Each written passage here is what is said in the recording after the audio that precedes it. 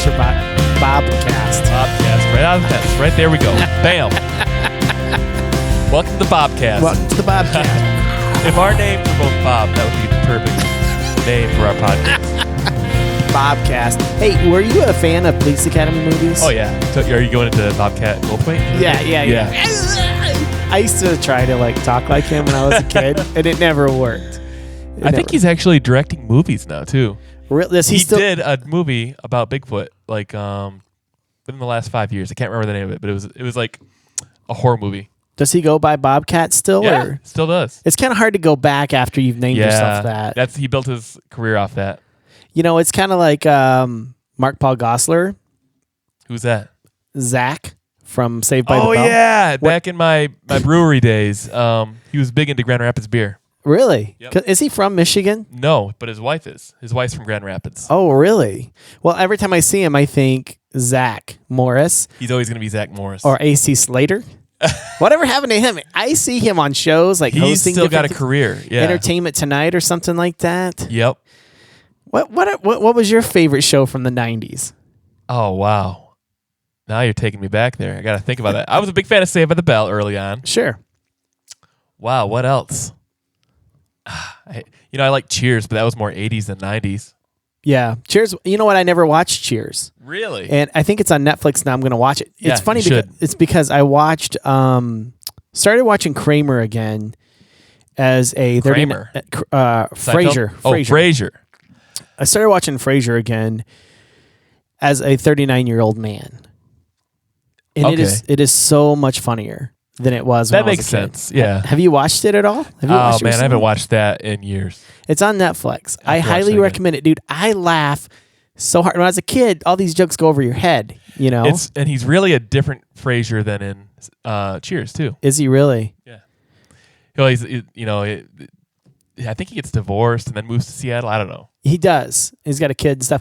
I got to watch Cheers now because I wanted to watch Cheers so I understand Frasier better. Yeah. But Frasier is hilarious. It's, seeing it as an adult, like I was saying, it's much different than as a kid.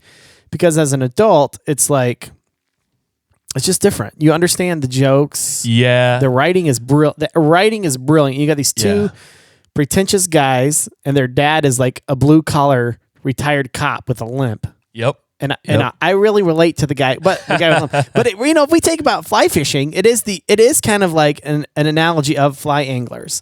We have How so? I'm so glad you asked, Bill. Let me explain to you. Because you have these pretentious guys, dry fly snobs that are like only dry fly, only trout in a stream, and which is great. I love that.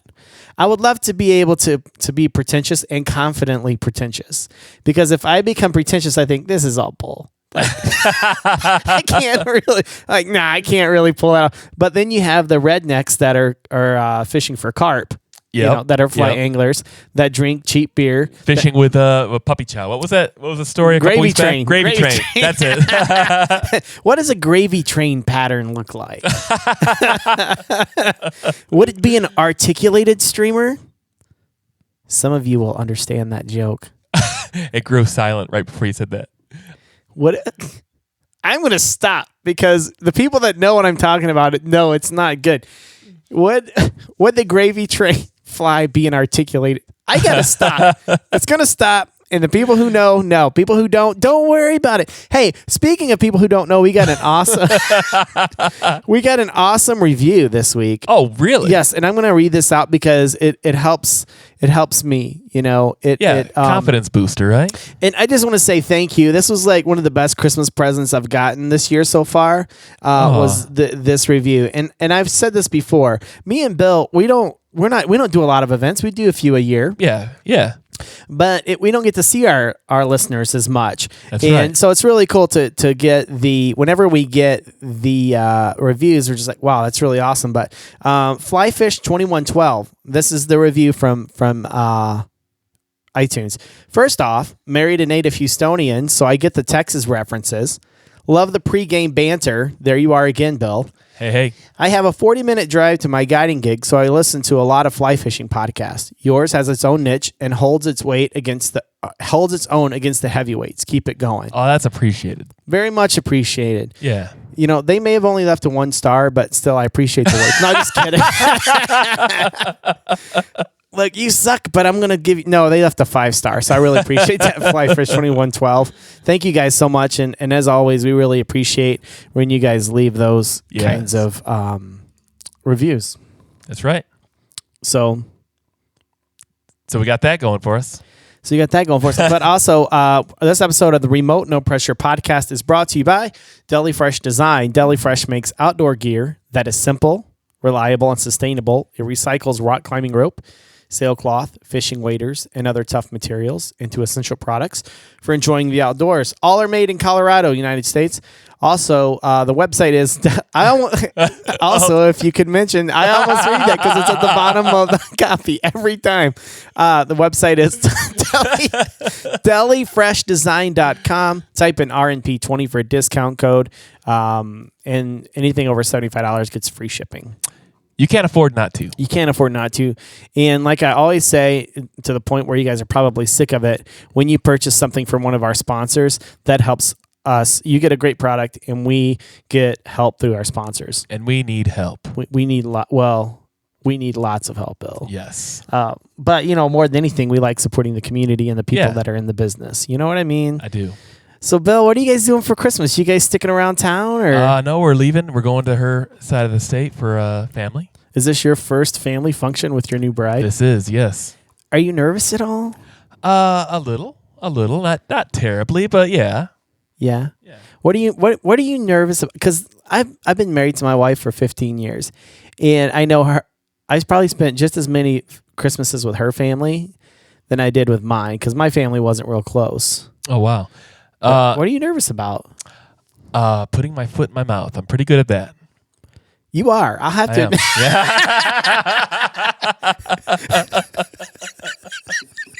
You see? You see, I have right to be nervous. You know what? You're right. I'm gonna make you even more nervous. You know, you are pretty bad at that. You know, you do talk a lot.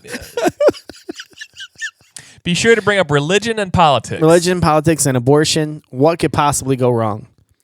That's what we try to avoid. Those 3 things here at the Remote No Pressure podcast. But you know the problem with abortion.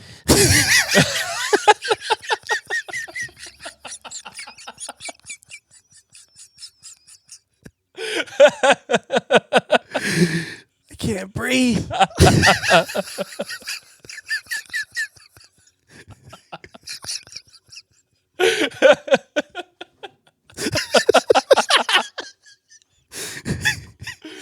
Oh, that one may not make it. Only on YouTube. Only on the YouTube. Speaking of the YouTube, I'm they're not a sponsor anymore. But they talked YouTube about, never sponsored us. But they're coming back on season, well, second quarter, Sandhill Coffee. Hey, awesome. This is a sweet mug from them, but I've been trying to cut back on the coffee because it gets me anxious and I get weird. I don't mind that feeling though. You don't mind it? I like getting weird. That's between you and your wife, bro. But anyways, you know, I'm really excited about this week's episode. And speaking of which, we have a news story that kind of goes along with this week's episode. So, in other news.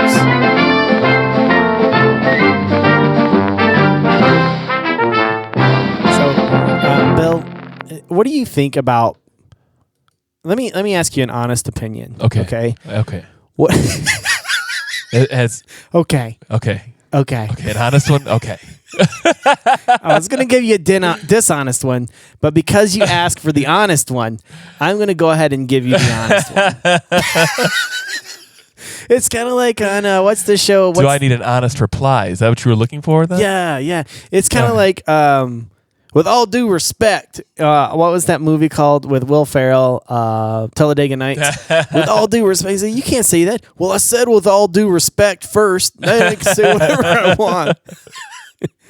But tell me what your thoughts are, your true thoughts on what you think social media is doing to people. Oh man, my true thoughts. I don't think it's a good thing. You don't think? What do you think is bad about it? There's a lot of comparing. Like, so if you and I are friends on Facebook, which we used to be, starting us off there. It's not that I'm not your friend on Facebook. Like you could just scroll through your feed, see all your friends and like all their glamorous lives and everything they have, and that could make you depressed, and that can really it filters your outlook on the world. Right. Does that make sense? And you're not really seeing that connection that person's having. Like, oh, I've mentioned this before. Like, oh, I'm showing off my new boat. You know, put pictures of my new boat on Facebook. But then you're not seeing that bill that they're having to pay for that, or what they're actually going through in their lives to pay for that new boat, or any of that junk. Sorry, my brain's not. No, I totally understand what you're saying, because I agree with you 100%. And in other news, hold on, I had this saved. Hold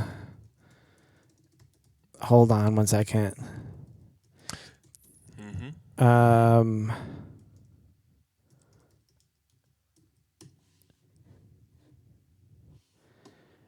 There was, gosh, where is this stupid article? I had it pulled up for later. I like how you have a folder called for later.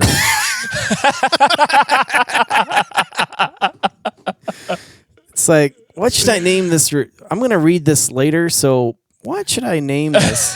I think I'm going to name it for later. Oh, man. That'll get my attention later. That'll get my attention later. The saved items, 99 plus this week. But it was basically these influencers that were, I tell you what, I can't find it. But what I'll do is I will post up the link on our website, because I know it's here somewhere. I'll be looking for that, yeah.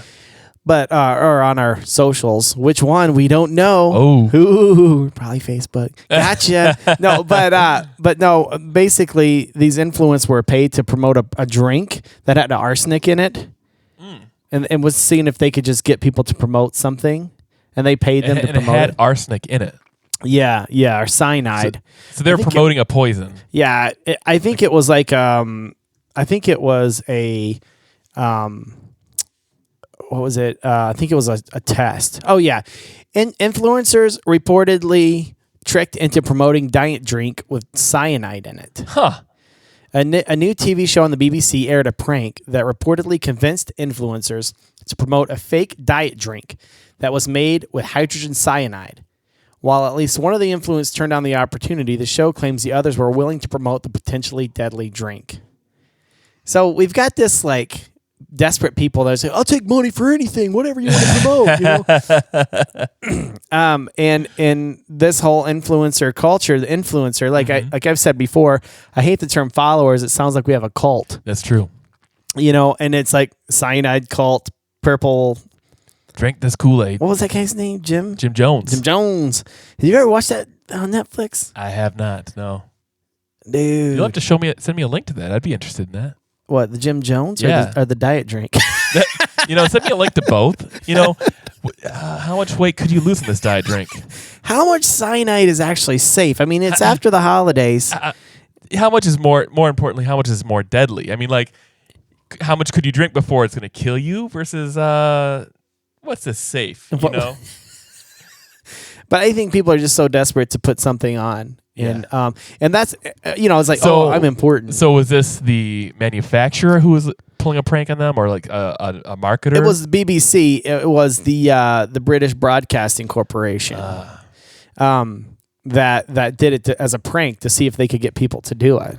Gotcha. So it's funny because this gotcha. This week's episode is we're actually interviewing her handle on Instagram, and we'll have the link up, is Hannah Kramer. Okay, her handle on Instagram is Redheaded Angler.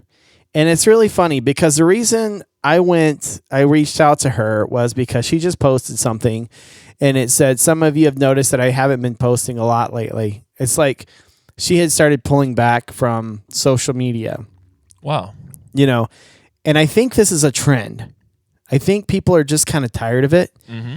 And I was like, I want to talk to her about that decision, because she has a great feed. She's got lots of people following her. What made you decide to take a little bit of a break? What is this? What's going on? And, I talked to Katie Berger too as well about that. Yeah. What do you think about that, Bill? You think people are trying to start to transition away from social? You think we're going to double down on it? I'm not really on social anymore, so I can't say like I've been following a trend. I mean, I can't say that I've seen people doing this because I'm not on it to see it happen. Right. I think so. I think I've talked about the slacker generation several times, and I think that's right around the corner now. Either people will get off social media.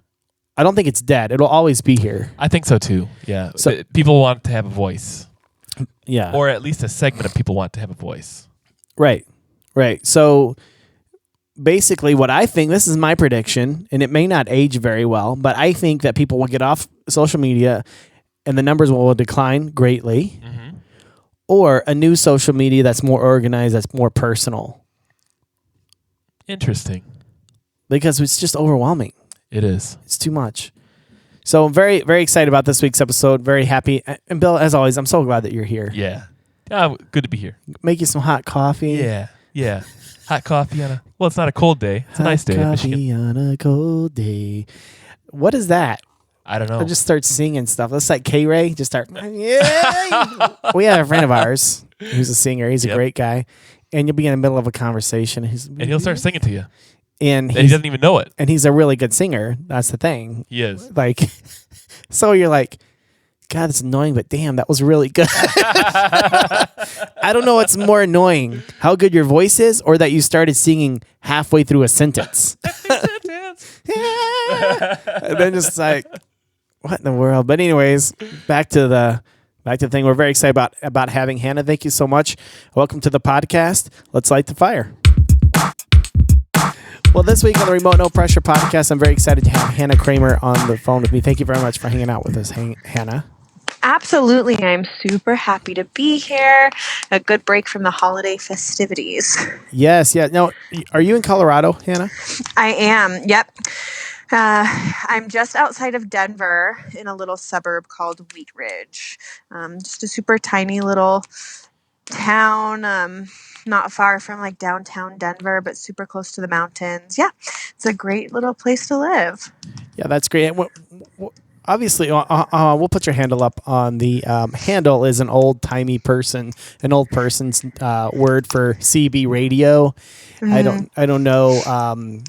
You're familiar with the CB radio, but we say handle, right? So your handle on Instagram is Redheaded Angler. How did you get started in fly fishing? I mean, you got quite a following there online and everything, but how did you get started in fly fishing, Hannah?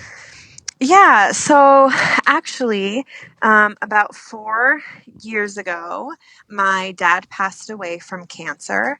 And he was an avid fly fisherman. He would, go out every weekend he could. He would always take my sister and I camping and try to get us to fly fish. And it was basically just something he had done from a really, really early age, and was just such a huge part of his life. And at the time, I was just not interested in learning how to do it. I was more busy, kicking rocks and messing up his casting than I was in actually learning myself.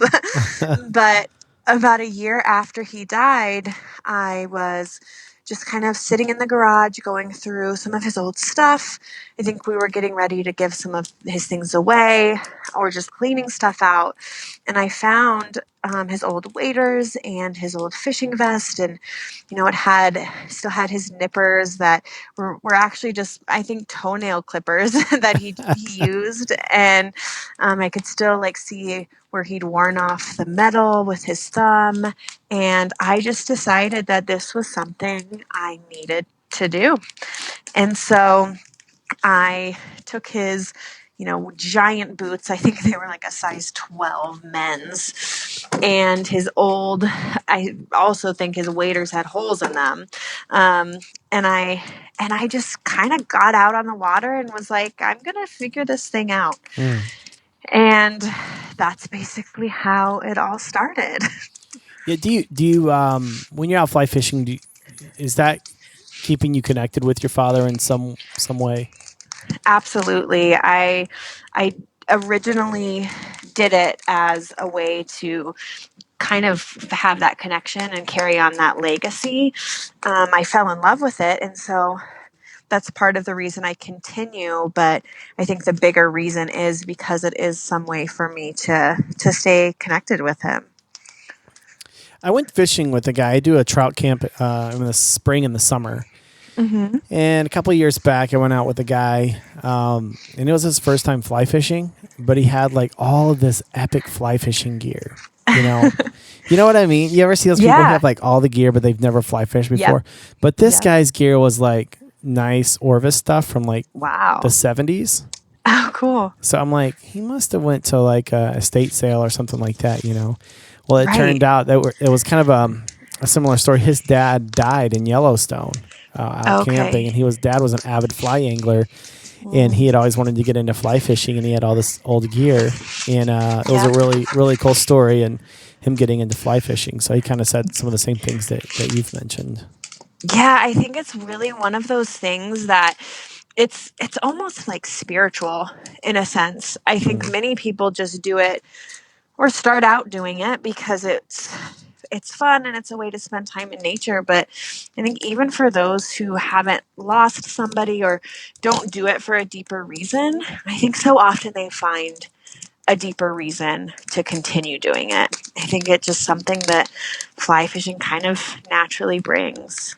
For sure. Do you have a fire going there? I do. Can you hear it? Yeah, I can hear it popping. I was gonna say, hey, can you turn the mic but it's on. It's a fire, so it sounds amazing. So I just want our listeners to know that the popping is not the microphone, but it's actually a fire from a fireplace. The popping is the fire. Yes. That's not a bad thing. We'll leave it in because it's a fire. Perfect. Yeah, but it is spiritual, and that's one of the reasons that we started the podcast, to be honest with you, Hannah. It's I was a burnt out corporate guy and started fly fishing, and it really helped me in a spiritual way. Mindfulness and meditation is a huge thing for me, and it's getting more and more part of my life.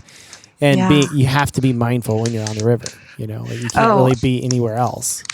Absolutely, and it's so. I mean, it's just amazing how you can't think about anything else when you're fishing. It's beautiful.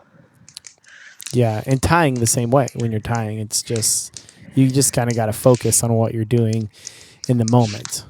Absolutely. Yeah, it is a pretty incredible escape, and so much healthier than so many of those other vices out there. Yes, yeah, for sure. And it can become addicting for sure.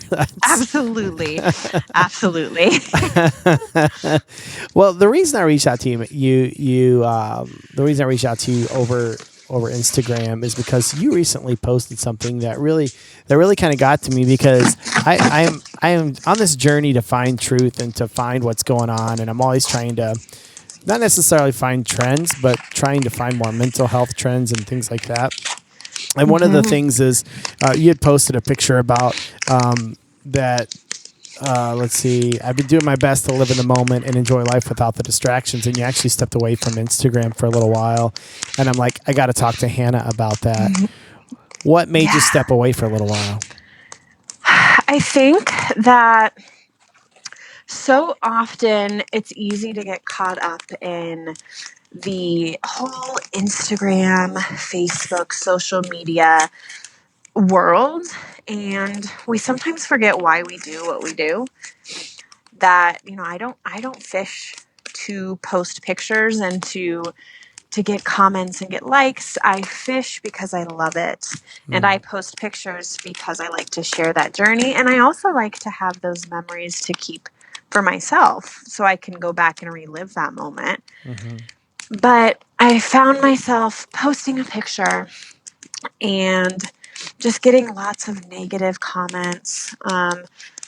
And instead of allowing that to pull me more towards fishing, it started to turn me away from it and just made me wonder, are all fishermen and women who do this sport, are they all kind of just jerks? And it started to just really make me question things. And so I decided that deep down, I knew that was not the case by any means, but I just needed a reset to help me realize that more.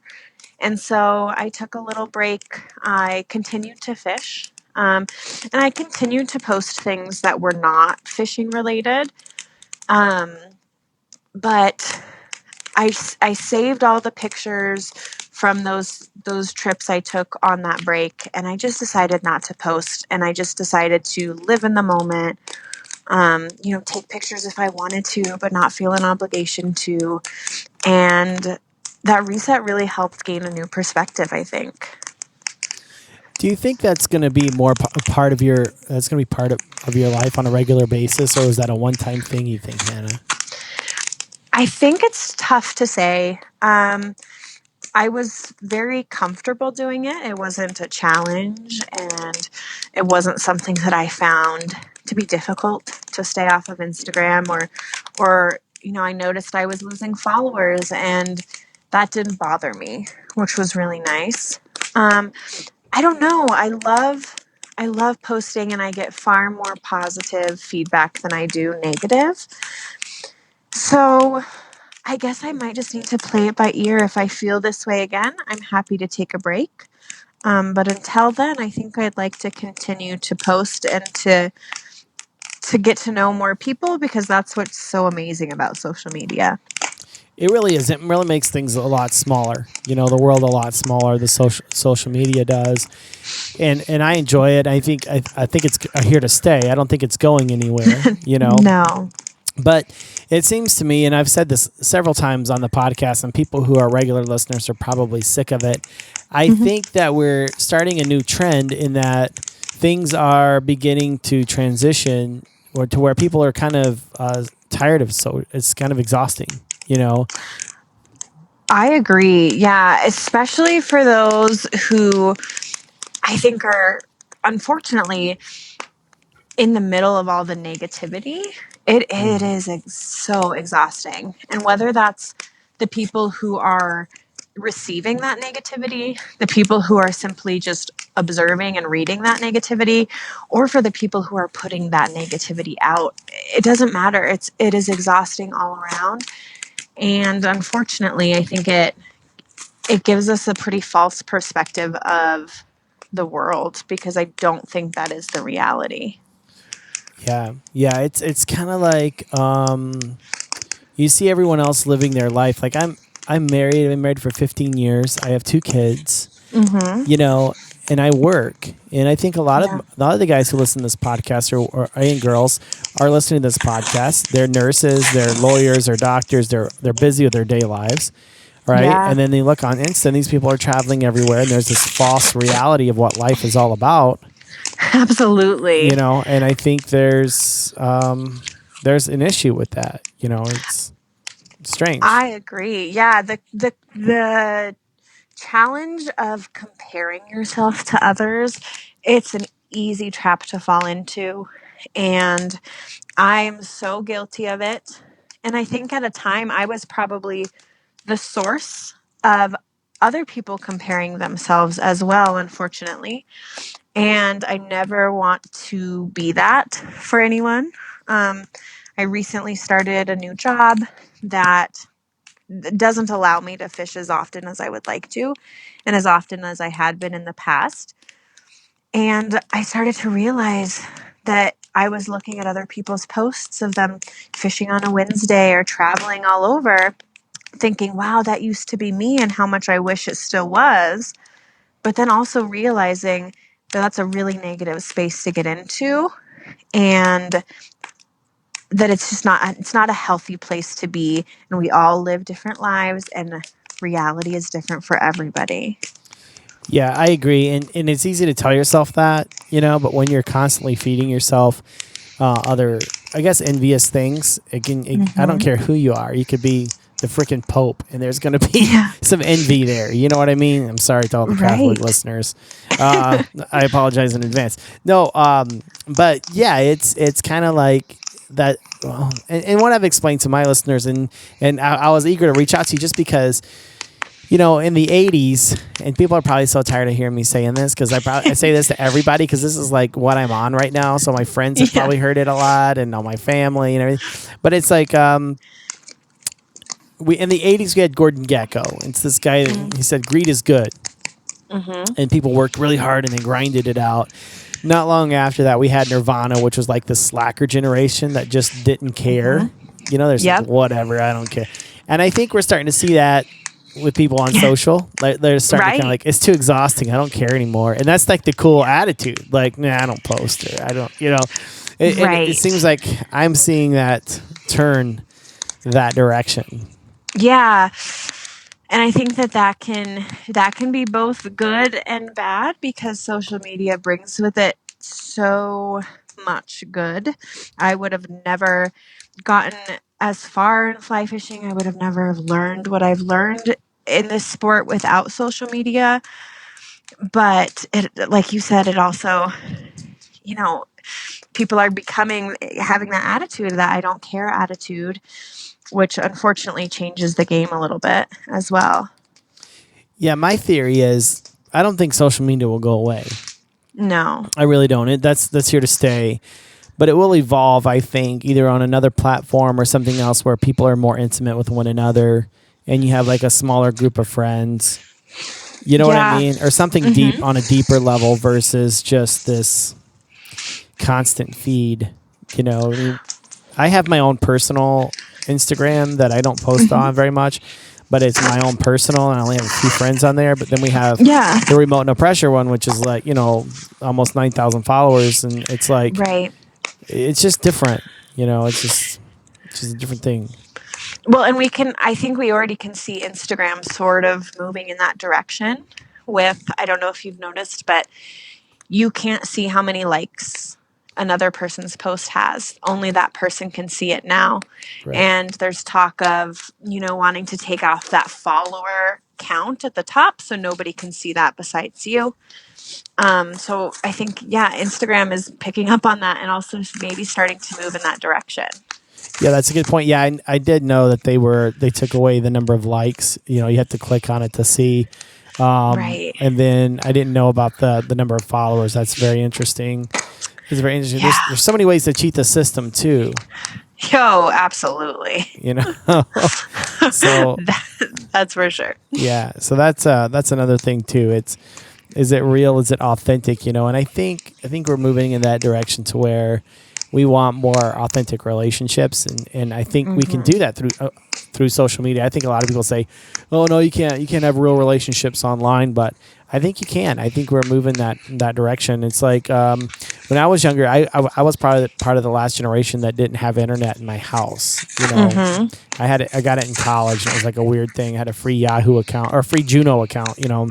Oh, okay. And, yeah. And so it was kind of like internet dating was a very weird thing. Right. You know, like you met who on where? That's weird, you know? And now it's like everyone meets online, it seems like, you know. Right. So I think we're going to move that direction, but yeah, so what's next for you? I mean, Hannah, as far as fly fishing, do you continue doing what you're doing, or do you want to grow this thing out in the fly fishing world, or is it just a hobby of yours, or? That is such a good question. Honestly, so when I started the whole Instagram thing, I never expected it to blow up, and I never tried. I still go back and look at those posts and I wonder, like, what was the reason that I started getting all of these followers? And so I went into this without having any intention of making this a career or anything like that. I think in the long run, I would like to continue growing just my platform, maybe, because with that, I think comes some, I don't know, flexibility and great opportunities and things like that. But I don't see myself becoming a guide or anything like that. I am working on a book right now, which is kind of exciting. So I guess in the near future, that's the next big step. But as for the ways down the line, I'm not sure where things will go from here. Well, that's interesting. What is your day job, Hannah, if you don't mind me asking? Yeah, I am a special education teacher. Right now, I have middle and high school students. Wow, that's quite a job, Hannah. That's for sure. Yeah, it's so much fun, and I feel like I worked really hard to get the degree and to get into the position that I'm in. That I'm not ready to give that up quite yet. And I still love what I do very much. But I like that I have fly fishing as a potential little side job or summer thing or something to do in the future if I so choose. Well, that's awesome. Well, Yeah. well, thank you very much for hanging out with us, Hannah. And if people wanted to get a hold of you or check out your Instagram, where would they do that, Hannah? So my handle is redheaded underscore angler. I'm sorry, redheaded underscore angler. And my email address and other contact information is there. So yeah, that's the best way to find me. Well, great. We'll be sure to put all of those links in the podcast notes there. And I just want to thank you. This is we are recording this the night before Christmas Eve, December 23rd. So thank you so much for taking some time out of your busy schedule and hanging out with me. Of course, and Merry Christmas. I hope you have a great holiday and a Happy New Year. You too. Thank you very much, Hannah. Bye-bye. You're welcome. Bye-bye. Well, that was a great episode. Thanks so much for hanging out with us, Bill. Yeah, always a pleasure. And thank you guys for hanging out with us on the Remote No Pressure podcast. Be sure to check out our website at RemoteNoPressure.com. I was testing you, see if you'd catch it. Yep. You just click on the uptake, bro. You gotta be. You see, when I did this on my own a couple weeks ago, I'm just not that freaking quick. And you're just like, bam, bam, bam, all the jokes. I was like, we probably would be joking some Family Guy joke or some. Maybe. I haven't watched Family Guy in a while. I know, but we always know, like, we get each other. That's the thing. It's funny. But thank you, Bill. As always, it's the week between Christmas and New Year. I hope you guys all had a great Christmas. Yeah. Going into a great New Year. Hopefully, Bill, you'll survive the Christmas vacation. Yes. It won't be like Christmas Vacation, the movie. Well, that could be entertaining too. But Happy New Year, everyone. And until next time, go fishing.